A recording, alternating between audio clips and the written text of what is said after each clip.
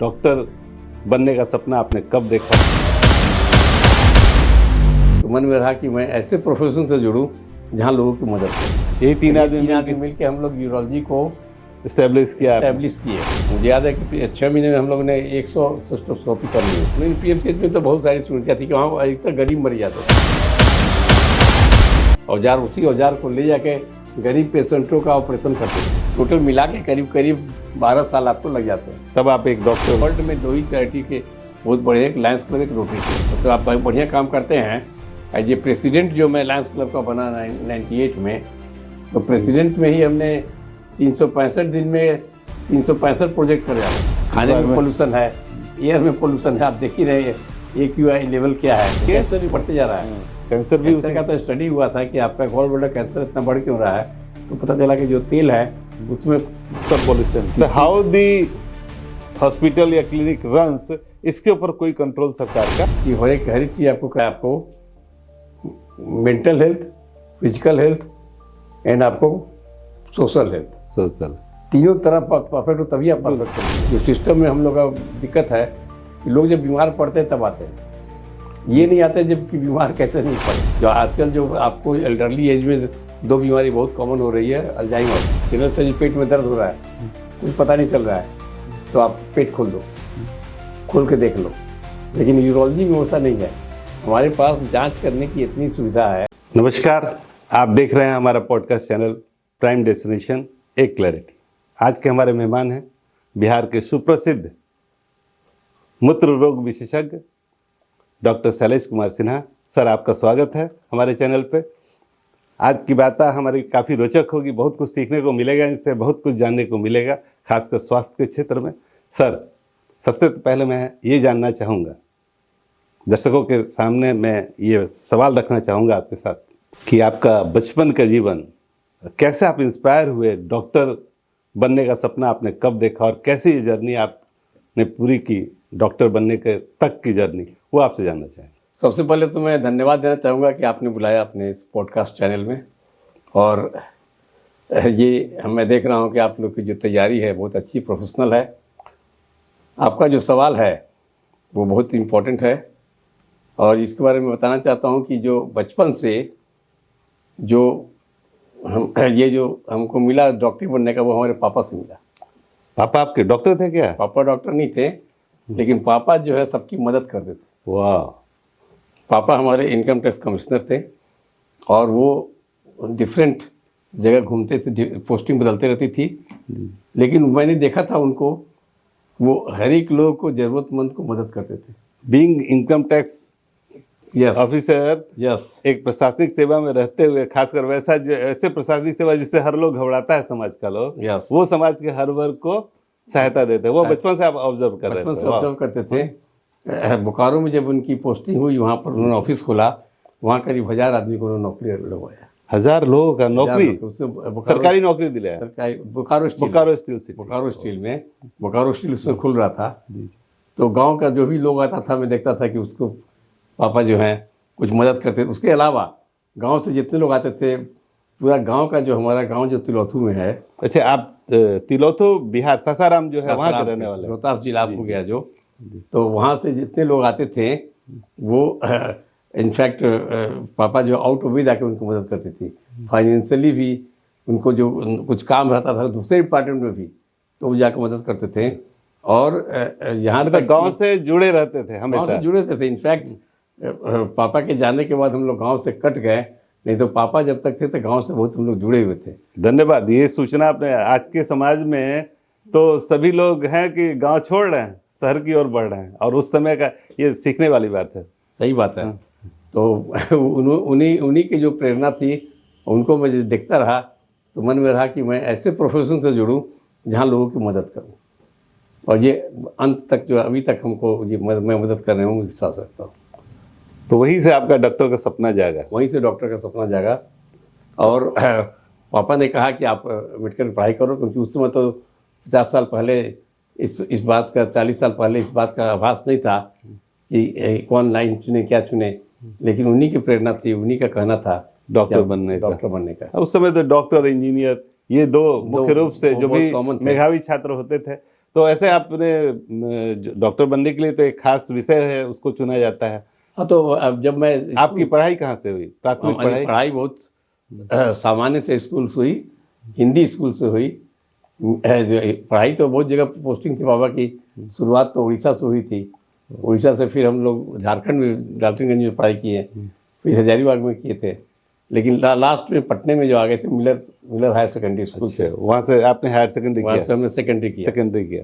तो सेकेंडरी करते समय डिसाइड हुआ कि नहीं, बायोलॉजी को रखना है। उस समय मेरे पास दोनों था, बायोलॉजी और मैथ। अच्छा, हाँ, डॉक्टर बनने के लिए तो बायोलॉजी होना जरूरी बायोलॉजी है। होना चाहिए, लेकिन 10th में दोनों सब्जेक्ट होता है, बायोलॉजी और मैथ भी रख सकते उस समय हुआ करता था। उसमें हुआ करता, दोनों सब्जेक्ट हम लोग पास किए। और चूंकि हम लोग टॉप, हमारे बैच, हमारे स्कूल के टॉप 5 जो है, जो हमारे सहपाठी थे, हम सभी लोगों ने साइंस कॉलेज ज्वाइन किया था।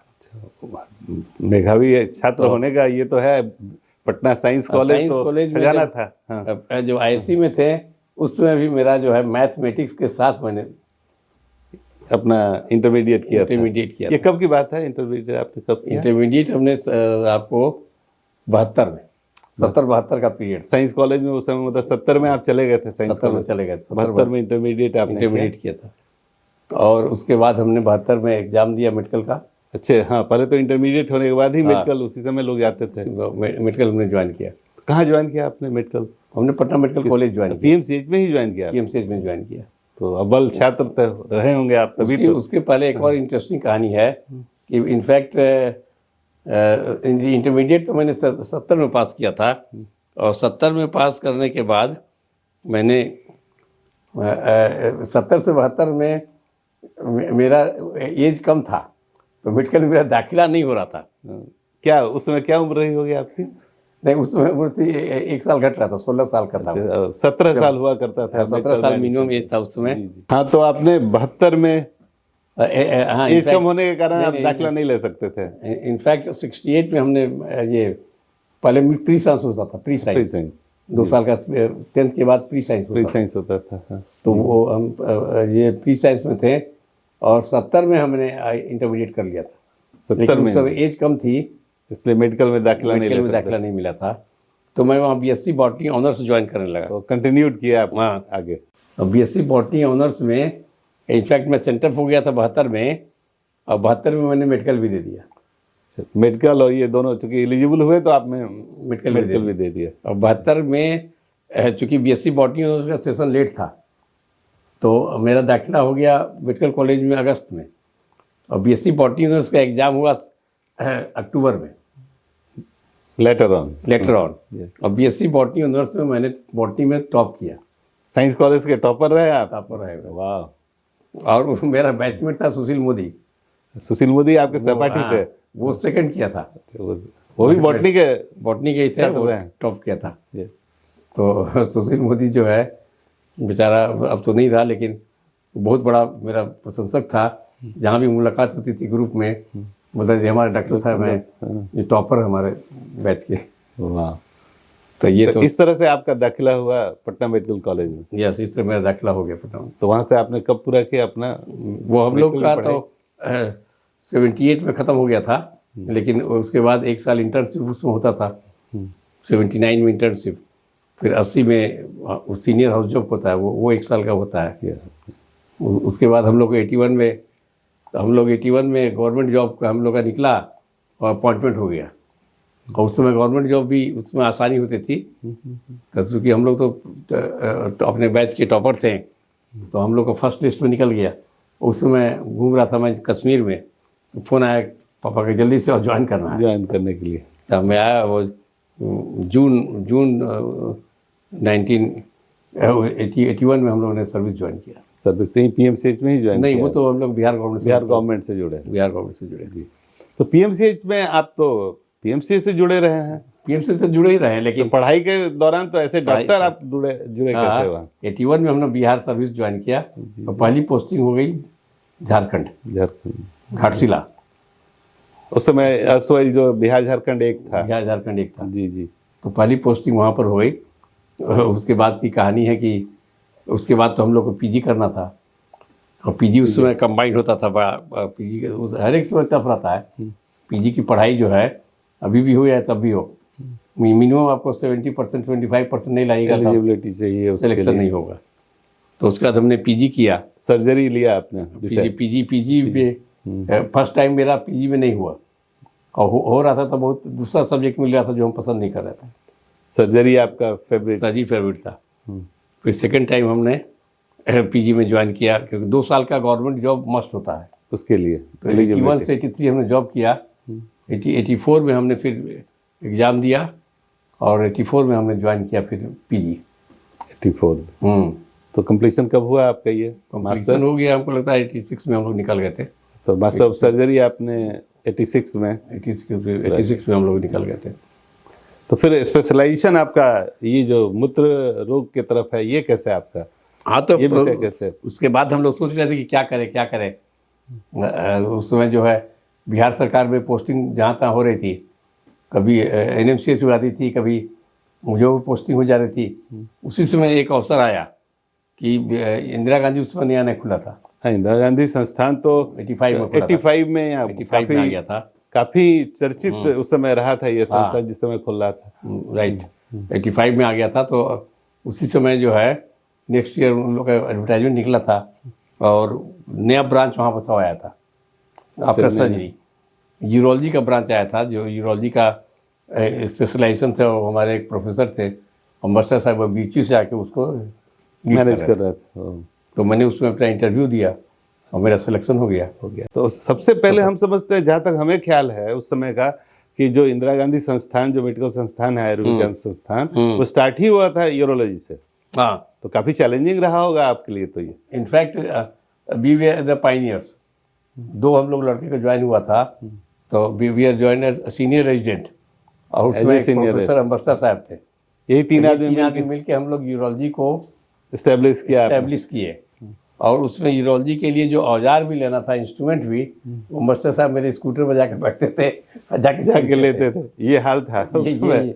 स्टार्टिंग जो था, और इस स्ट्रेस में और इस चैलेंजिंग ये में आपने उसको एस्टेब्लिश किया। इंदिरा गांधी का काफी नाम है, इंदिरा गांधी आयुर्विज्ञान संस्थान का। लेकिन that was the base for my technical knowledge. और क्या क्या चुनौती आई? थोड़ा सा रोचक कोई ऐसी घटना हो उस समय की? रोचक घटना तो बहुत थी। नहीं, कोई ऐसे जो आपके जहन में आज तक है? आज तक है कि हम लोग बिहार के एनवायरनमेंट से थे और PMC के एनवायरनमेंट से थे, लेकिन जो मास्टर साहब थे वहाँ पर वो प्योर डिसिप्लिन मेंटेन करते थे। और उनका मतलब था कि अगर 8 बजे ऑपरेशन शुरू होना, हम लोग का OT 8 बजे शुरू हो जाता था, 8 o'clock मॉर्निंग। और 8 o'clock कंकड़बाग से IGMS जाना, और वो भी सर्दी गर्मी। आपका घर तो रेसिडेंस तो कंकड़बाग में है, काफी आपका तो हॉस्पिटल इनफैक्ट। तो और वो भी स्कूटर से जाना।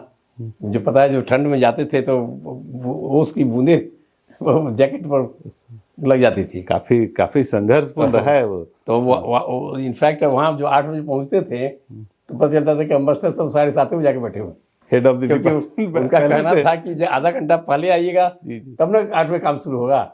He was so punctual. मैंने डिसिप्लिन को जो मेंटेन करने की आदत थी वहीं से मुझे पड़ी। वो आपको वहीं से सीखने को मिला जो आज तक है। काफी पंक्चुअल है आप तो। ये जो है that was a great thing कि उनका जो आदत था, और एकदम वो बिगड़ जाते थे अगर आप नहीं पहुंचिएगा तो। लेकिन गुस्साने का उनका ये नहीं था, कुछ बोलेंगे ही नहीं। तो वो जो संकेत था। हाँ। लेकिन वहाँ पर हम लोगों को काफ़ी मौका भी मिला। जो बेसिक जो सिस्टोस्कोपी होता है, जो पेशाब के रास्ते का दूरबीन से जांच होता है, वहाँ पर हम लोग कोई था नहीं, हम लोग करने का पूरा मौका लगा। मुझे याद है कि 6 महीने में हम लोगों ने 100 सिस्टोस्कोपी कर ली हुई। 100 सर्जरी? आप 100 सिस्टोस्कोपी दूरबीन से जांच। तो ये काफ़ी मौका वहाँ बहुत मिला। और हम लोग आउटडोर था, 3 दिन OT था। तो it was a packed schedule, बहुत थ्रू आउट बिजी। और 86 में 85 में ज्वाइन करने के बाद 86 में, इनफैक्ट 86 में मेरी शादी भी हुई दिसंबर में। तो उसी में मेंटेन करना है, वहाँ पर ट्रेनिंग लेना। अच्छा, जिस समय आप IGMS थे उसी समय आपकी शादी भी हुई? तो ये बहुत। तो आपकी जो बेटर हाफ है वो भी इसी प्रोफेशन से हैं या कुछ अलग? वो भी डॉक्टर हैं। वो भी डॉक्टर हैं, डॉक्टर ममता सिन्हा। तो वो भी उस समय पढ़ रही थी। वो भी पढ़ाई मेडिकल कॉलेज में पढ़ाई, पटना मेडिकल कॉलेज में पढ़ाई हो रही थी। तो ये बहुत संघर्षपूर्ण समय था वो, जिसको हम लोगों ने ट्रेनिंग लिया, पढ़ाई किया। तो IGMS से फिर तब आप पटना मेडिकल कॉलेज आए? भैया उसकी अलग कहानी है। जो इंदिरा गांधी में हम लोग ट्रेनिंग लिए, जो हम लोग का सीनियर रेसिडेंसी हुआ, तो वो जो है वो उस समय बिहार सरकार को अलाउ नहीं कर रहा था जी। लेकिन हम लोगों ने उसके लिए संघर्ष किया। बिहार सरकार को हम लोग ने बोला कि इससे बढ़िया और कौन होगा, तब जाके उसको हम लोग को मान्यता दी गई। और इनफैक्ट तो हमारे एक मित्र थे, शायद नाम भी आप लोग जानते हैं, डॉक्टर अजीत सिंह। डॉक्टर अजीत सिंह वो जो है मेहनत करके पोस्ट को क्रिएट कराए। तो बिहार सरकार में जो पोस्ट थी सो रोजी में नहीं था। अच्छा। तो पोस्ट को क्रिएट कराया उन्होंने, तो उस पर फिर ज्वाइनिंग हुई हम लोग की। वो उनका असिस्टेंट प्रोफेसर हुआ, मेरा रजिस्ट्रार में हुआ, फिर बाद में मैं असिस्टेंट प्रोफेसर बना, तो PMCH में फिर आके, और उसके बाद मेरी गाड़ी स्मूथली चलने लगी PMCH में। PMCH में आप तो मतलब आपका तो फिर जर्नी वहीं से शुरू हुआ PMCH का, और फिर वहीं से आप रिटायर भी हुए हैं? वहीं से रिटायर भी हुए, वहीं से जर्नी शुरू, वहीं से रिटायर हुए। वहीं से रिटायर हुए। तो ये आपको समझ लीजिए, आप उसको जोड़िए कि 90 से लेके इंदिरा गांधी मैंने छोड़ा था, 91 से लेके अभी 2024, इतने साल तक का वहाँ PMCH में यूरोलॉजी डिपार्टमेंट को आपने संभाला है, उसको बढ़ाया है बहुत। वहाँ तो PMCH का कोई रोचक थोड़ा आपका जो अनुभव रहा हो, या क्या क्या चुनौतियाँ वहाँ रही हैं आप? नहीं, PMCH में तो बहुत सारी चुनौतियाँ थी कि वहाँ अधिकतर गरीब मर जाते थे। तो हम लोग का सबसे इम्पोर्टेंट था कि वहाँ हम लोग दूरबीन सीख के गए थे, ऑपरेशन करना था प्रोस्टेट का। तो TURP का जो औजार होता है, महंगा औजार होता है, वो हम लोग को प्रोवाइड नहीं करता था सरकार की तरफ से। तो हम लोग खुद अपने लेके जाते थे, अपने पैसे से, अपने घर का क्लिनिक का। अच्छा, घर से अलाउ था ऐसा? नर्सिंग होम अपना था ही तो। अच्छा। तो अपने नर्सिंग होम से वो औजार लेके नहीं, जाते ये ऐसा है कि शायद डॉक्टर्स जो भी रहते हैं उनको नर्सिंग, सरकार में जो लोग रहते हैं उनको अपना कोई प्राइवेट नहीं, प्राइवेट प्रैक्टिस बिहार के शहर में हम लोग इसमें चालू, बीच में थोड़ा बंद किया था 2-3 साल, लेकिन हम लोग इसमें चालू हो गया था। तो उसमें आपने अपना एक क्लिनिक भी, क्लिनिक भी हमने प्राइवेट क्लिनिक आपने स्टार्ट किया था? तो क्लिनिक खोल दिया था, तो उसी औजार को ले जाके गरीब पेशेंटों का ऑपरेशन करते थे हॉस्पिटल में। सरकारी काम अपने व्यक्तिगत। उसमें कितना बार हम लोग का औजार भी खराब होता था, लेकिन ये बहुत इंटरेस्टिंग चीज़ है कि ऐसा बहुत कम लोग करते थे। लेकिन हम लोग को जो शुरू से मदद करने की थी, नहीं गरीब आदमी बेचारा, उसका कुछ भला हो जाए, तो ये काम हम लोग करते रहे, लगातार करते रहे। वो तो आज भी आप जाने जाते हैं, एक अच्छे समाज सेवी के रूप में भी आप जाने जाते हैं। और आपने अपना जो क्लिनिक स्टार्ट किया है वो भी काफ़ी मशहूर है। ये क्लिनिक आपका यूरोलॉजी के नाम से ऐसे है आपका, लेकिन आपका तो पूरा हॉस्पिटल ही है। यस। इस हॉस्पिटल को कब आपने इस्टेब्लिश किया यहाँ? पहले तो क्लिनिक रहा होगा, एक हॉस्पिटल का रूप पहले तो आपने कैसे कंकड़बाग बाजार में हमने क्लिनिक खोला। उसके बाद फिर इस हॉस्पिटल को हम लोगों ने करीब मुझे याद पड़ता है कि हमारी मदर का उससे बहुत बड़ा रोल था, क्योंकि वो मेरे लिए गैरेज के ऊपर 2 रूम शुरू कर बना दी थी। अच्छा, अपना जो फ्लैट उनका था उसमें उन्होंने जो मकान था कंकड़बाग का, तो वो उसी में हमने अपना शुरुआत किया। हमने और एक डॉक्टर और थे, BK शर्मा, वीरेंद्र शर्मा, हम दोनों ने उसमें अपना ऑपरेशन, एक OT रूम ले लिया और शुरू कर दिया बनाना। तो OT रूम जो है आपको उसी में ऑपरेशन होता था। और इनफैक्ट उस छोटे से रूम में जो बाद में प्रोफेसर अम्बस्टा रिटायर कर गए, तो उन्होंने आकर ऑपरेशन किया अपना। हाँ, ताकि उनका अपना कोई सेटअप नहीं था, वो इंदिरा गांधी में थे, इंदिरा गांधी में मना था वहाँ अपने ही प्राइवेट, तो वो आके वहाँ पर ऑपरेशन किए थे।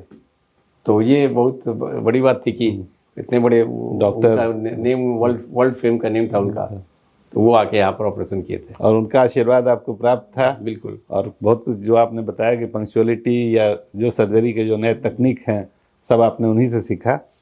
दूसरी इंटरेस्टिंग बात अम्बस्टा साहब की थी, वो खुद असिस्ट करते थे। PMCH में ये नहीं था, प्रोफेसर जो है बोलते थे कि तुम शुरू करो, आई विल असिस्ट यू। तो ये बहुत बड़ी चीज़ उसमें उनकी बहुत बड़ी बात थी। ये अंदरूनी बात है, सभी को जानने लायक है। कैसे कोई डॉक्टर बनता है, कितना संघर्ष के साथ बनता है, ये जरूर जानने की बात है, और आपसे सुनने को मिला, यही बहुत रोचक है। डॉक्टर साहब, एक चीज़ हम आपसे जानना चाहेंगे कि आप रिटायरमेंट आपकी कब हुई? जुलाई 2024 में। तो अब तक तो आप जुड़े रहे, आप पीएमसीएच से जुड़े रहे और साथ साथ अपने क्लिनिक, अपना जो हॉस्पिटल है आदर्श हॉस्पिटल, शायद आदर्श हॉस्पिटल, उसमें आप जुड़े रहे। और आपकी पत्नी भी साथ साथ उस हॉस्पिटल में है, आदर्श हॉस्पिटल में है। तो उनका क्या, गायनेकोलॉजिस्ट उनका, गायनेकोलॉजिस्ट के रूप में, गायनी, जी जी, सिजेरियन डिलीवरी, ये सब साथ में है। बच्चे भी हैं आपके? बच्चे 3 बच्चे हमारे।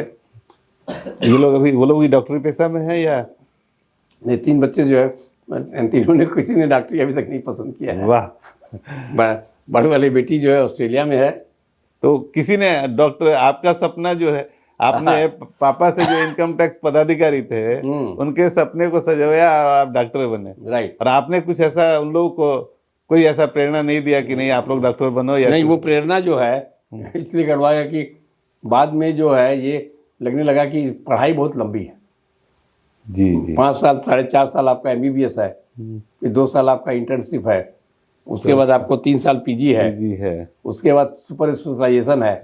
टोटल मिला के करीब करीब 12 साल आपको लग जाते हैं। तब आप एक डॉक्टर पूरे तौर पे डॉक्टर बन पाते हैं। एस्टेब्लिश करने के लिए 3 साल और समझिए, तो 15 साल जो है आपका बैकग्राउंड चाहिए। और आप अगर इनफैक्ट अगर 25 साल के निकले तो भी ये है। और अभी सब लोगों ने देखा कि एक इंजीनियर जो है तुरंत में पास करता है और पैसा कमाने लगता है।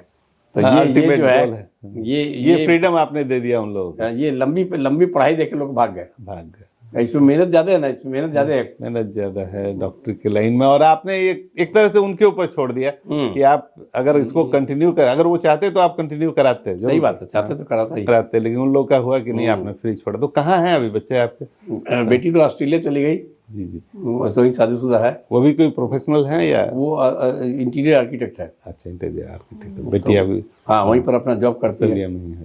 और बच्चे आपके? बड़े वाले बच्चे IT है, वो एम्स्टर्डम यूरोप में है।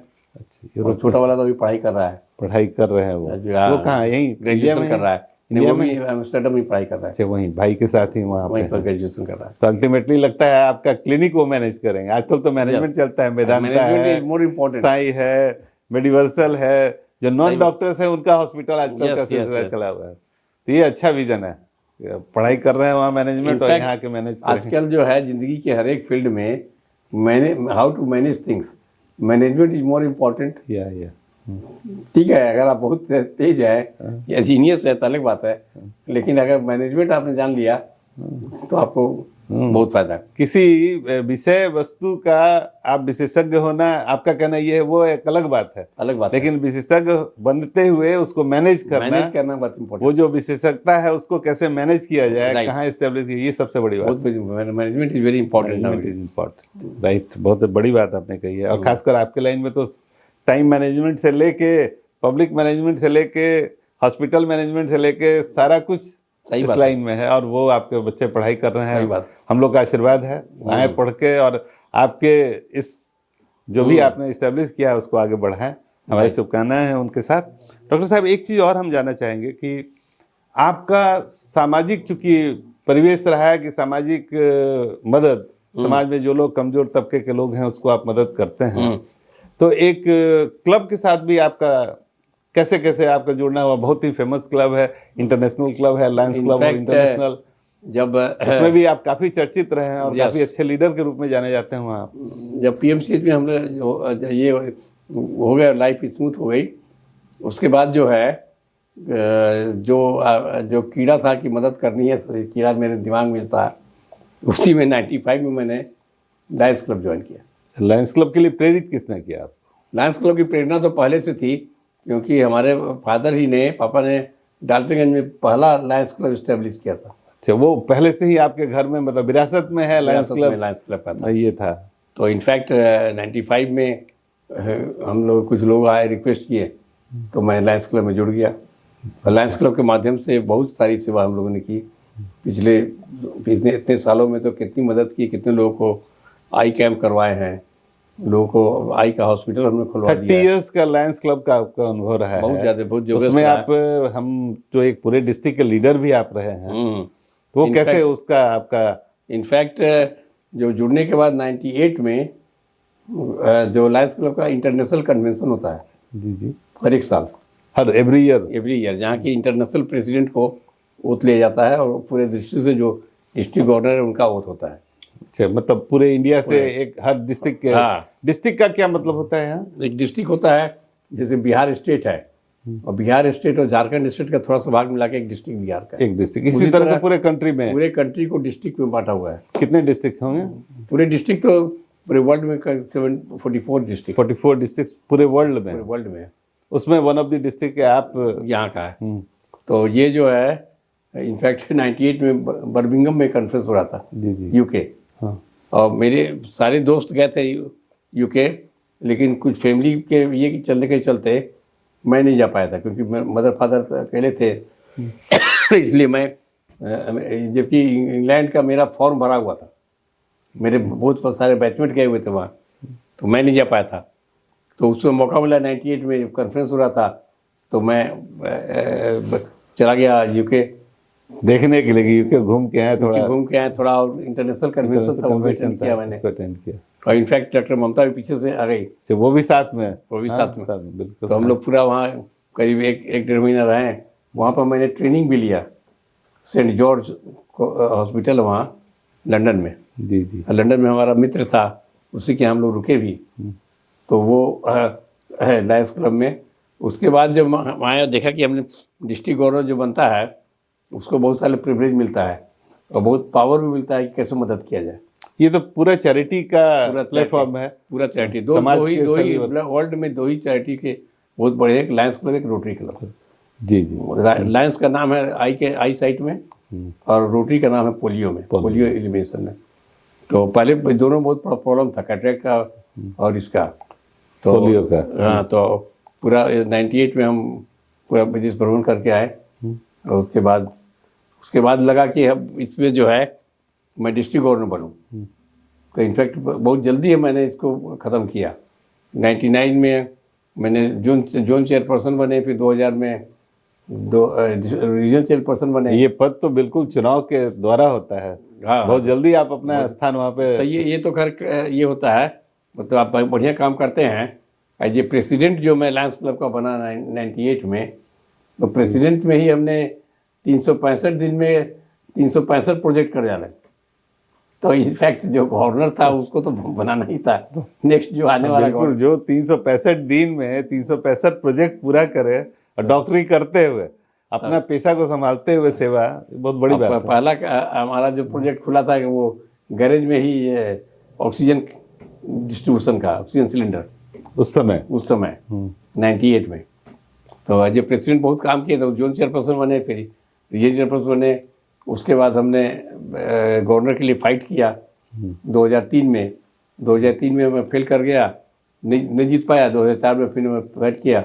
2004 और 5 मेरा डिस्ट्रिक्ट गवर्नरशिप आपका रहा। डिस्ट्रिक्ट गवर्नरशिप की पीरियड में हम लोग अमेरिका गए थे, इंटरनेशनल कन्वेंशन। जी जी, वो डेट्रॉइट में था। तो अपने जो प्रेसिडेंटशिप का जो आपका पीरियड रहा है उसमें कोई खास चीज जो आपने छाप छोड़ा हो इस प्लेटफॉर्म के लिए? प्रेसिडेंटशिप के तो बहुत सारे हम लोगों ने, प्रेसिडेंटशिप नहीं, जो डिस्ट्रिक्ट गवर्नरशिप में तो बहुत सारे प्रोजेक्ट किए। एक तो आपका लायंस का जो है लायंस विजन केयर हम लोगों ने खोला। विजन केयर एक अलग सा मतलब हॉस्पिटल इंटरनेशनल उसको ग्रांट देता है।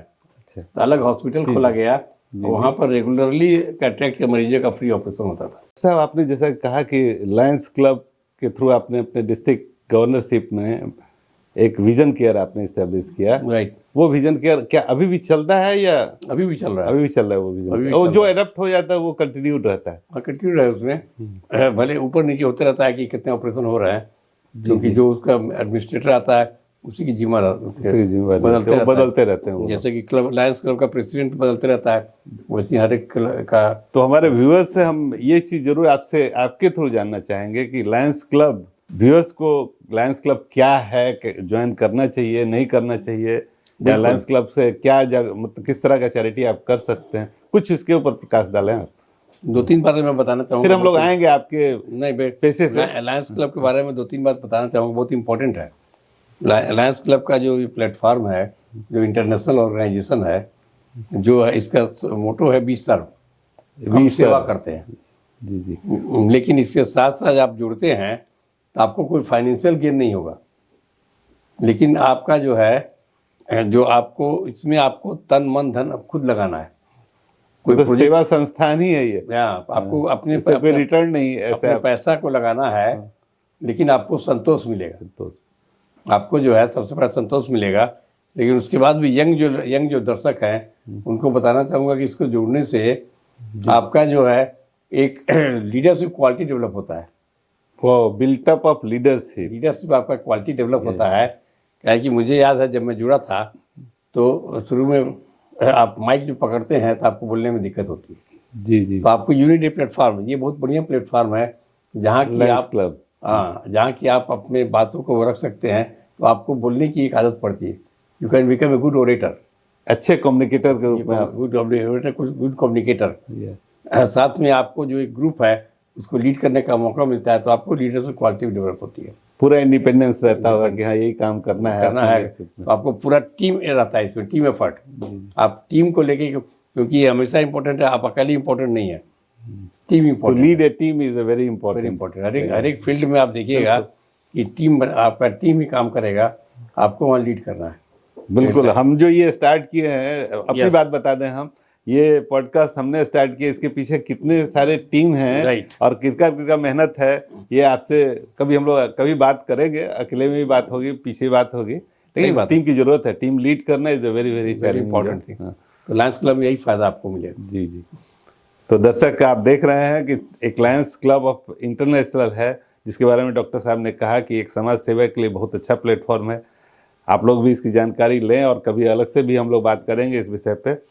और उसके बाद आपसे एक चीज़ और जानना चाहेंगे कि कुछ ऐसे नेटवर्किंग का फील्ड है, उसको लोग आपको लोग बहुत अप्रोच किया, बहुत लोग आपका नाम रेफरेंस हमेशा देते रहते हैं उसके बारे में। जैसे हम बता दें आपको, नेटवर्किंग का काम वो भी स्वास्थ्य से जुड़ा हुआ चीज़ है, उसके बहुत सारे प्रोडक्ट्स हैं, लेकिन आपका नाम बार बार उसमें भी आता है एक अच्छे लीडर के रूप में। तो उसके साथ आपको कैसे जुड़ने का मौका लगा और कैसे आप समय निकाले इस पे? जैसे एक संस्थान है आपका हर्बल लाइफ, एक संस्थान है एमवे, उसमें भी बहुत लोग आपको लोग अप्रोच किया, वो तो नेटवर्किंग बिजनेस का मामला है। लेकिन सही पूछे आपने। तो ये इसमें सबसे जो इम्पोर्टेंट है कि जैसे एमवे के जो प्रोडक्ट हैं, ममता को शुरू में आर्थराइटिस हो गया, ऑस्टियो आर्थराइटिस। जी जी। तो उसकी एक दवा है ग्लूकोसामीन जी। तो वो जो है हम लोग एमवे का यूज करने लगे तो फ़ायदा हुआ, उसका रिजल्ट मिला। उसके बाद दूसरा उसका मल्टीवाइट है, न्यूट्राइट डेली। तो वो जो खाने के बाद आप जो है तरोताज़ा रहते हैं और पूरे 24 घंटा काम करने में कोई थकान नहीं होती। तो ये दो प्रोडक्ट हम लोग यूज कर रहे थे रेगुलरली। तब ये फ़ायदा हुआ कि आपको लगा कि इसमें भी कुछ है, क्योंकि इसके जो क्वालिटी है, वैल्यू है इसका, स्वास्थ्य के क्षेत्र में इसका जो बनाने के पीछे क्वालिटी है, वो क्वालिटी कंट्रोल है। क्योंकि वो चीज़ आपको दूसरे एलोपैथिक कंपनी ये सब में नहीं है। तो ये कैसे आप मतलब विश्वास के साथ कर सकते हैं? इनफैक्ट हम लोग एमवे का कंपनी के जो बनाने का तरीका है उसको स्टडी किया, और ये खुद का अपना फार्मिंग है और खुद का ये है, मैंने फ्रॉम सीड टू लेकर कैप्सूल तक वो सब एक ही जगह अपना होता है। ये नहीं कि यहाँ से कुछ मंगा लिया, यहाँ से कुछ मंगा लिया, यहाँ से और जोड़ दिया उसको। एवरी ओन प्रोडक्ट है उनका, ओन प्रोडक्ट, वो ब्रांडिंग अपना रिसर्च का प्रोडक्ट है। तो उसके पीछे रिसर्च में साइंटिस्ट भी इन्वॉल्व हैं। ये आपने देखा है? ये हमने देखा है सब जाके। अब तो इंडिया में भी बन गया मशीन, ये उनका अपना ये यूनिट है। तो ये जो है, आपने विदेश वाला यूनिट भ्रमण किया है? विदेश वाला भी हम लोग वहाँ जब गए थे, एक बार विदेश का भ्रमण किया हम लोगों ने। छोटा यूनिट था लेकिन भ्रमण किया है। तो वो क्वालिटी यहाँ का बहुत ये सुपीरियर है। तो उसके बाद फिर इसमें भी आप नेटवर्किंग कर सकते हैं। तो नेटवर्किंग सेकंड पार्ट है। पहला है कि प्रोडक्ट यूज करना, अब दूसरा है कि नेटवर्किंग का आप यूज करना। उसके बाद बहुत उसके बाद हमने देखा कि आपको अगर वेट लॉस करना है तो उसके लिए हर्बलाइफ से बढ़ के कोई नहीं है। ये सब आपका आजमाया हुआ और बिल्कुल रिसर्च है, इसलिए मैंने खुद 8 किलो वजन घटाया था। इसलिए आप लोगों को भी क्योंकि जुड़े, आप इन लोगों को जुड़ते हैं और जिसको भी जब मौका मिलता है तो दूसरे को जोड़ते हैं ताकि उसको भी फायदा हो। मैं हमेशा दूसरे को फायदा देने में विश्वास करता हूँ। लोग समझते हैं कि नहीं ये तो अपने के लिए कर फायदा निकले, नहीं वो आपके लिए क्या है, जो आप जिस पैसे में हैं उस पैसे से। अभी जो है इंडिया में 40% लोग ओबेज हो गए हैं। 40%। अच्छे ओबेसिटी के शिकार हैं। ओबेसिटी के शिकार है। जी जी। और बीमारी तो जो बढ़ रही है, पोल्यूशन और ये सब, वो बहुत ज़्यादा खतरनाक है। Everything is polluted in India. सारा सारा चीज, आप खाने में environment पोल्यूशन है, एयर में पोल्यूशन है, आप देख ही रहे AQI लेवल क्या है, बहुत ऊपर है तो आपको हर सिटी का। हाँ, एयर पोल्यूशन है, वाटर पोल्यूशन है और सब्जी पोल्यूशन है। तो ये जो प्रॉब्लम है, इसके लिए कुछ तो आपको अपने को मजबूत करने के लिए लेना पड़ेगा। You need antioxidant. तो एंटीऑक्सीडेंट आप कहाँ से लीजिएगा? इसका प्रोडक्ट जो है इन लोगों के पास जैसे उपलब्ध है। हम लोग जो लेते हैं मल्टीविटामिन, वो इन कंपनी का वो एंटीऑक्सीडेंट है, उसमें फाइटोन्यूट्रिएंट्स है। तो ये जो बहुत इंपॉर्टेंट है, क्योंकि मैं गया था, जो इंग्लैंड गया, ये गया, तो वहाँ आप जाइएगा तो देखिएगा कि वहाँ का इन्वायरमेंट कितना क्लीन है। यहाँ का यूरोप का एम्स्टर्डम में, वहाँ पर लोग जागरूक हैं, अवेयरनेस काफी हाई है। और वहाँ awareness ट्रांसपोर्ट का काफी- जो प्रॉब्लम है, वो कार उतनी नहीं चलती है, लोग साइकिल चलाते हैं। तो ये जो है बहुत इम्पोर्टेंट अवेयरनेस ज्यादा है। इंडिया और विदेश में ये अंतर है। इंडिया में जो पोल्यूशन है, ये आप देखिए कि दिल्ली का लेवल कितना भाग जाता है, जो इतना सुप्रीम कोर्ट को इंटरफेयर करना पड़ता है। तो इसको चेक करने के लिए, काउंटर करने के लिए आपका कहना है कि एंटीऑक्सीडेंट आपको लेना है, क्योंकि पोल्यूशन से फ्री रेडिकल्स पूरा आपके बॉडी में आएगा। बहुत लोग नहीं समझते। बहुत लोग समझते हैं कि हम सब्जी खा रहे हैं, ये फल खा रहा है तो हो जाएगा, लेकिन प्रॉब्लम यहाँ होता है कि पॉल्यूटेड फल भी तो पॉल्यूटेड खा रहे हैं, इसके तो आपको सप्लीमेंट लेना ही पड़ेगा। राइट। अगर फ्री रेडिकल्स है, अगर उसको अगर काउंटर करना है तो आपको जो भी रिएक्शन होता है उसमें राइट, फ्री रेडिकल सेल को डैमेज करता है। Good information. इसी के चलते आप देख रहे हैं कि आजकल ब्लड प्रेशर, डायबिटीज, ओबेसिटी जो आपने बताया, 10% ओबेसिटी, 3 चीज जो है बहुत ज्यादा। कार्डियक का भी है। तो इनफैक्ट अगर पेशेंट आते हैं तो पहले हम लोग पूछते हैं कि ब्लड प्रेशर है, आपको डायबिटीज है कि नहीं, क्योंकि ऑपरेशन के पहले भी देखना पड़ता है जी। तो ये बीमारी थायराइड, ये 4 वो इतनी कॉमन है। ओबेसिटी, वजन लेता हूँ सबका, तो सबका जो है स्टैंडर्ड जो है उससे ज़्यादा वजन होता है। तो ये भारतीय व्यवस्था में ये सबसे चैलेंजिंग है कि पॉल्यूटेड खान पीना, एनवायरनमेंट इतना क्लीन नहीं होने के कारण, और लोग को यहाँ पर जो है अब इस साल जो है जो खर्चा दिखा रहा था कि 4 करोड़ 80 लाख का जो शादी हो रही है जी, उसमें कितना बर्बाद हो रहा है खाना। लोग प्लेट में भर लेते हैं, खाते नहीं है। यहाँ पर जरूरत से ज़्यादा लोग खाते हैं। अब जब बोला था कि जरूरत से आप कम खाइए, ये समझने की बात है। ये समझने की बात, जब तक बहुत कुछ सीखने वाली बात है, बहुत जानने वाली बात है कि खाना जितना आपको भूख लगे उससे कम खाना है, कम खाइए। और आप तो पॉल्यूशन के शिकार हैं ही बाई वन वे और अदर, और उसको काउंटर करने के लिए कैंसर भी बढ़ते जा रहा है। कैंसर भी उसी का तो स्टडी हुआ था कि आपका गॉल ब्लैडर कैंसर इतना बढ़ क्यों रहा है, तो पता चला कि जो तेल है उसमें सब पोल्यूटेड है। My goodness.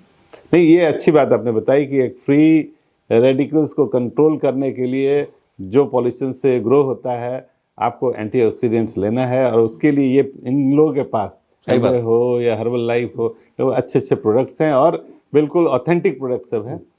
बहुत बहुत धन्यवाद डॉक्टर साहब, ये आपने जो बताया। अब हम आपके फिर से पेशे पे आते हैं।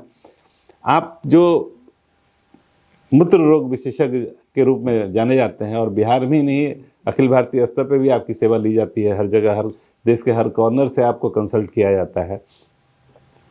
आजकल की जो व्यवस्था है, खासकर स्वास्थ्य से संबंध, प्राइवेट क्लिनिक्स काफ़ी ग्रो हो रहे हैं, और सरकारी संस्थानों में उस तरह डॉक्टर होते हुए भी उस तरह की सेवा नहीं दी जा रही, मतलब लोग को नहीं मिल पा रहा है, सेटिस्फाइड नहीं है लोग।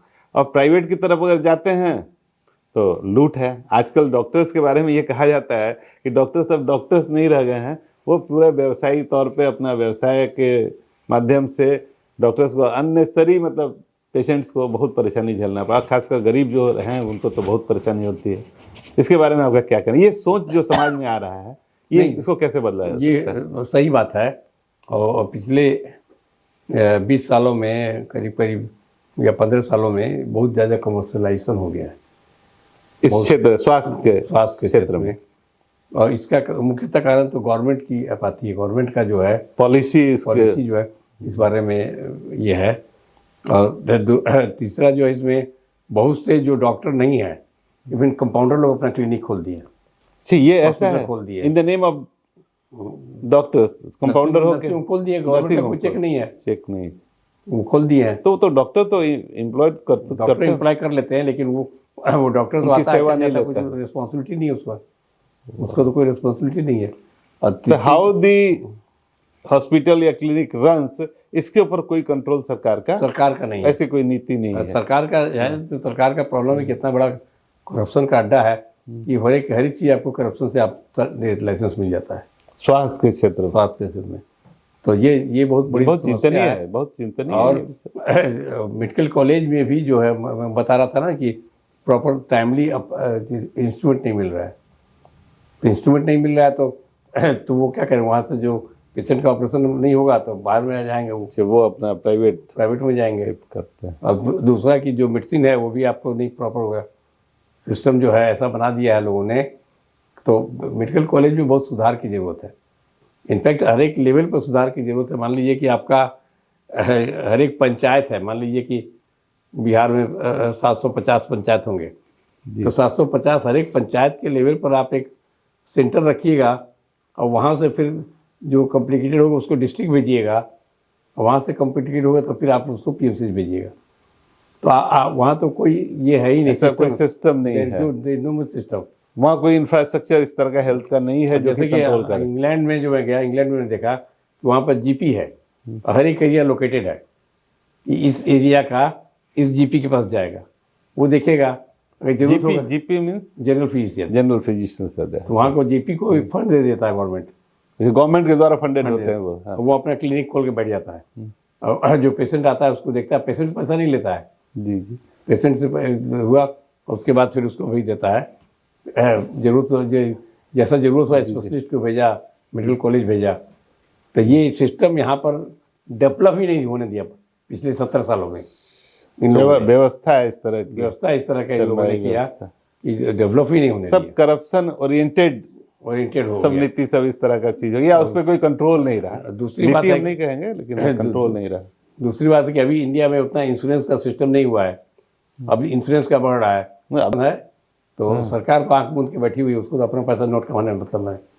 तो ये सिस्टम जो चिंतनीय है, बहुत प्रॉब्लम का ये तो इसको कोई ऐसा स्तर नहीं है जिसे उठाया जा सके, उस पर चर्चा हो ताकि इस सब पे कंट्रोल हो। जो गवर्नमेंट का सब कंट्रोल, आप तो समाज सेवी इनफैक्ट पॉलिटिशियन और ब्यूरोक्रेट्स का इस पर नहीं है।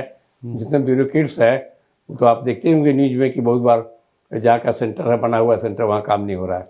प्राइमरी हेल्थ सेंटर जो एक बनाया था गवर्नमेंट ने, पीएससी का काम नहीं हो रहा है। इनफैक्ट वहाँ पर रोड ही नहीं है तो अगर डॉक्टर कैसे जाएगा। तो अब तो रोड की व्यवस्था हो रही है बिहार में। तो ये हम लोग अभी 100 साल पीछे है, हम लोग अभी चिंतनीय है। तो 100 साल अभी जो इम्प्रूवमेंट हो रहा है, अभी 50 साल और लगेगा तब जाके ये एक धरातल पर आएगी, तब जाके ये। लेकिन अभी भी इंश्योरेंस वाला अभी जो आयुष्मान का किया गया वो एक बहुत प्रशंसा ये है। नहीं, कदम तो बहुत प्रशंसनीय है, लेकिन जो लूप होल्स है उसको दूर नहीं करता ये लोग। हाँ, आयुष्मान का कार्ड अगर रिमोट गांव में किसी पेशेंट के पास है तो उसको यहाँ तक लाना, जहाँ के आयुष्मान का लाना, फिर पीएमसीएच जो भी बहुत पैरा फ्रेंडली है। जैसे हम लोग पास पेशेंट है, बोलता है आयुष्मान कार्ड है, उसको भेज देते हैं हम लोग सुप्रीम ऑफिस में।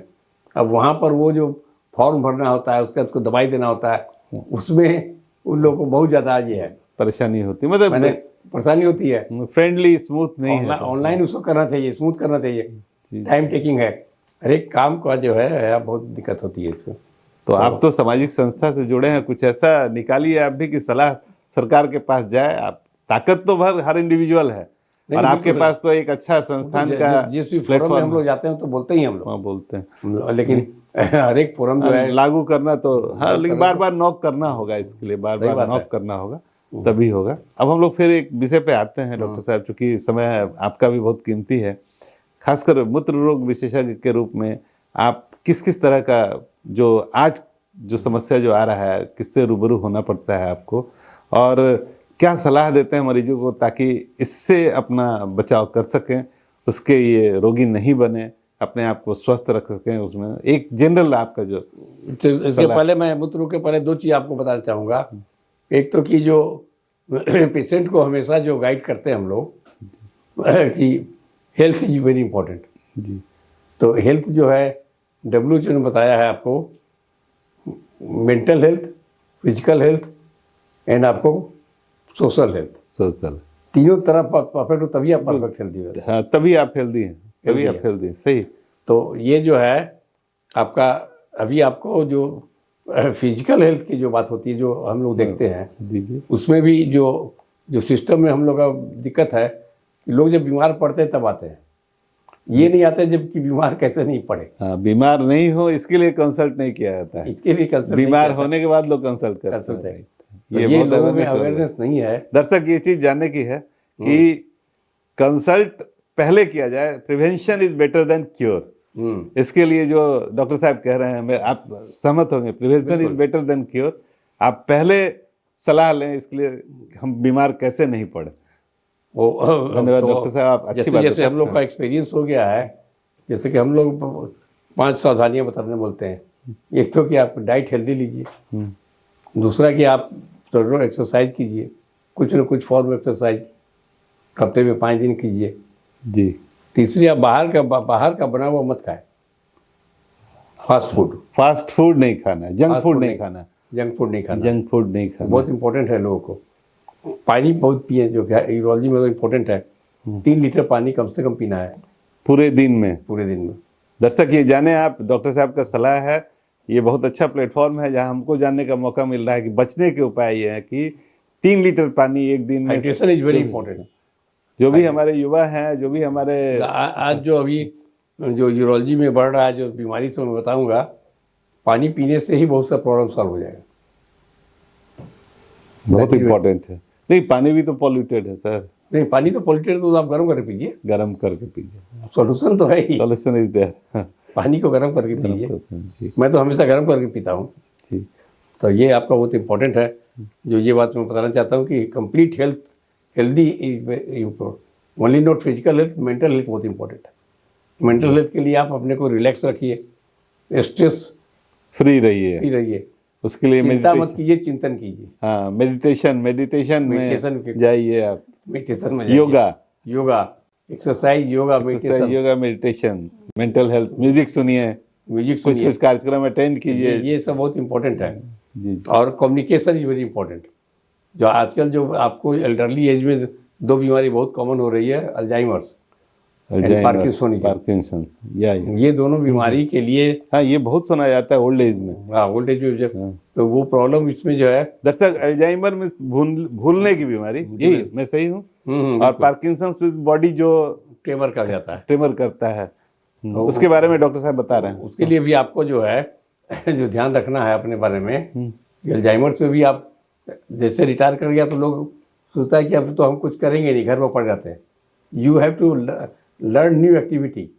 मान लीजिए आप म्यूजिक सीख रहे हैं, मान लीजिए आप डांस ज्वाइन कर लिए, मान लीजिए आप कोई कोर्स ज्वाइन कर लिए, इंगेज रखना है, इंगेज रखना है विथ ऑल एक्टिविटी, तो उससे आपका अल्जाइमर का कम होगा। और मैं तो बिलीव करता हूँ कि आपको ये एंटीऑक्सीडेंट भी लेना है साथ साथ। बिल्कुल, हाँ, वो तो एंटीऑक्सीडेंट तो आपने पहले भी बताया कि ये जो डिजेनरेटिव डिजीज है, अल्जाइमर और पार्किंसन दोनों, तो ये इसका यहाँ भी रोल है जी। लोग समझते नहीं है, और डॉक्टर के जाएंगे तो वो 1 हफ्ता का कोर्स दे देगा। 1 हफ्ता से क्या होगा, आपको रेगुलर लेना है। रोज आपको स्ट्रेस हो रहा है, रोज आप टेंशन में आ रहे हैं, टेंशन में, तो ये बहुत इंपॉर्टेंट चीज़ है। ये आपको प्रिवेंशन के लिए बहुत इंपॉर्टेंट ये होती है। दूसरी बात मैं बताना चाहता हूँ जो सामाजिक स्वास्थ्य के बारे में, आप तो मेंटल हेल्थ के बारे में, फिजिकल हेल्थ, सोशल हेल्थ, तो वही आपको कोई ना कोई ऑर्गेनाइजेशन से जुड़े रहिए। समाज में जो भी कुव्यवस्था है उसको दूर करने के लिए या उसके ऊपर विचार किया जाए कि अच्छा कोई एक ग्रुप मिलेगा आपको वहाँ पर, जैसे मान लीजिए लायंस क्लब जुड़ रहे हैं, रोटरी क्लब जुड़ रहा है, various NGOs are there, NGO बना लिए, एनजीओज आर देयर, तो इसलिए वो कोई दिक्कत नहीं, कुछ न कुछ से आप जुड़े रहिए। क्योंकि सबसे प्रॉब्लम जो होता है अकेलापन बात के स्टेज में। अब जैसे आपने ये जो शुरू किया पॉडकास्ट, ये आपका बहुत बढ़िया ग्रुप हो गया। नहीं, ठीक है, ये तो सभी बहुत कुछ सीखने को मिलता है। हमारे सहयोगी जो भी हमारे टीम में है, खासकर अनिलेश जी, उनसे बहुत कुछ सीखने को मिला है हमें। अब मुझे भी सीखना है कैसे यूट्यूबर बनूं, दिस इज वेरी इंपॉर्टेंट। चलिए, हमारा टीम आपके साथ होगा, ठीक है। तो ये जो है बहुत इंपॉर्टेंट है जी। अब आपने जो सवाल किया कि यूरोलॉजी का आपको इंटरेस्ट कैसे है, तो ये जो मैंने देखा, urology is a complete science. जी। आप जनरल सर्जरी के बारे में सुने होंगे, और पहले आपने सुना होगा कि जनरल सर्जरी पेट में दर्द हो रहा है, कुछ पता नहीं चल रहा है, तो आप पेट खोल दो, खोल के देख लो। लेकिन यूरोलॉजी में वैसा नहीं है। हमारे पास जांच करने की इतनी सुविधा है, जांच करने की दूसरी बात जो मैं बताना चाहता हूँ कि बहुत लोग पेशेंट आते हैं, स्टोन का पेशेंट है, वो लोग होम्योपैथिक इलाज में लगे रहते हैं और इसके इलाज में लगे रहते हैं, आयुर्वेदिक। वो नहीं करना चाहिए, क्योंकि जो एस्टेब्लिश प्रोसीजर उसी को जाना चाहिए। टाइम किल होता है, रोग और रोगी बढ़ जाता है, बहुत लोग बढ़ जाता है। तो पेशाब क्या में ट्यूमर है, आपका ये कहना है कि आयुर्वेद में और होम्योपैथिक में ये सब नहीं करना चाहिए। ये सब इलाज, इसका नहीं करना सटीक इलाज नहीं है? नहीं है। जो केवल मेडिकल का इलाज करे वो ठीक है, ब्लड प्रेशर का इलाज करते रहे कोई दिक्कत नहीं। हाँ हाँ हाँ, मतलब जो मेडिसिन का इलाज है वो कर, मेडिसिन का करे। ट्यूमर के जैसे पेशाब के थैली में ट्यूमर है, आप आयुर्वेदिक इलाज करा रहे हैं और बढ़ जाएगा, तो हम लोग उसको दूरबीन से काट देंगे। बिल्कुल। तो ये जो है वो पेशेंट के लिए, दूरबीन दर्शक के लिए जाना जरूरी है। हाँ, एक चीज है दर्शक की, मतलब कुछ ऐसे चीज हैं जो सर्जरी में वो उसमें आपको आयुर्वेद में या होम्योपैथिक में उसका वो विकल्प नहीं है। उसका विकल्प केवल सर्जरी है, और एक अच्छे सर्जन से, एक अच्छे विशेषज्ञ से आप सलाह लें और अपने रोग से मुक्ति पाएं, ये आपका कहना है। धन्यवाद डॉक्टर साहब। और कुछ बातें, ऐसे कोई सामान्य संदेश आज के युवा को, आज के नए डॉक्टर्स को, आज के समाज के लिए आपका कोई खास संदेश है? संक्षिप्त वे नहीं, तो संदेश यही है, आपका अनुभव बहुत है, बहुत लंबा अनुभव है इस क्षेत्र में। नहीं, संदेश तो मेरा यही है कि जो युवा हैं और जो नए हैं वो लोग, उन लोग को डेफिनेटली मेडिकल साइंस में आना चाहिए। इवॉल्विंग साइंस है, मेहनत है, लेकिन जो पेशेंट को आप सेटिस्फैक्शन देते हैं वो आपके लिए बहुत बड़ी चीज़ होती है। जी, मुझे याद है 90 साल का पेशेंट आया और पैर छूने लगा। आपने 10 साल पहले मेरा ऑपरेशन किया था, मेरे पास उसका फोटो भी होगा, आपको भेज देंगे। तो वो आके पैर छूने लगा, तो बोले आप इतने बुजुर्ग हैं, इतने ये सेटिस्फैक्शन होता है, सेटिस्फैक्शन होता है। तो ये बहुत बड़ी फीलिंग है, जो कि आपको किसी दूसरे फील्ड में नहीं मिली। भले आप पैसा कमा लें, लेकिन जो सेटिस्फैक्शन यहाँ पर होगा वो वही एक संदेश है कि आप जो भी करें, लेकिन इसको भी करें, और इसको चैरिटी के रूप में करें, लोगों को मदद करना। इनफैक्ट कोई गरीब पेशेंट है, उसको आप ऑपरेशन करा देते हैं तो भी उसके लिए मदद मतलब इसमें आपको सहयोग देना है। और समाज के लिए और कुछ ऐसे समाज वर्ग के लोग लिए कुछ, जो कि आप समाज के प्लेटफॉर्म से जुड़े हुए हैं, हर तरह के प्लेटफॉर्म से, उसी पे हम लोग कंक्लूड करेंगे फिर। तो समाज के लिए तो मैं करता ही रहता हूँ, जो भी मदद हो वो करना है लोगों को, और सबको इसमें आगे आना चाहिए, क्योंकि अभी भी गरीबी बहुत है। कल एक चीज़ मैं बता देता हूँ लास्ट में, कि जैसे कि जो पर्सनल हैं, मेरा कंपाउंडर था एक, उसका डेथ हो गया, तो उसका एक उसकी बेटा था, उसको मैंने +10 करवाया, 10वीं पढ़ाई करवाई, जी, 12th करवाया, BCA करवाया, MCA करवाया। आज पुणे में वो जॉब में है, सॉफ्टवेयर इंजीनियर है, IT फील्ड में। BCA के बाद कुछ IT का जब काम कर रहा है। तो वो आपको ये रिस्पॉन्सिबिलिटी, दायित्व आपने लिया, ये सीख है सभी के लिए, ये बहुत बड़ी इंपॉर्टेंट चीज़ होता है। आज भी हम लोग कुछ कंपाउंडर के बच्चों को पढ़ाने के लिए 5 महीना दे रहे हैं, उसको ममता भी दे रही है। तो ये सब समाज का जो है, ये करते रहना चाहिए, ये करते रहना चाहिए लोग, कि समाज में हैंड होल्डिंग। आपका संदेश ये है कि हर जरूरतमंद को हैंड होल्ड करना, जो सामर्थ्य है वो हैंड होल्ड करे, यही आपका कहना है, संक्षिप्त में जो आप कहना चाहते हैं। बिल्कुल। धन्यवाद डॉक्टर साहब, आपका बहुत समय लिया, बहुत कीमती समय लिया, और हम आपके आभारी हैं कि आप हमारे पॉडकास्ट चैनल पे अपना ये कीमती समय देकर बहुत सारे चीज़ों से हमारे दर्शकों को अवगत कराया, बहुत सारे सीखे दिए आपने। बहुत बहुत धन्यवाद। आगे भी हम मिलेंगे, खासकर जब आपका जो आपने बोला बायोग्राफी जो आप लिखने जा रहे हैं, उसका अगर विमोचन हो, उसमें अगर हमारा पॉडकास्ट चैनल अगर है साथ दे, उसमें आपका सहयोगी बने, मैं इसी कामना के साथ बहुत बहुत धन्यवाद। बहुत बहुत धन्यवाद। बहुत बहुत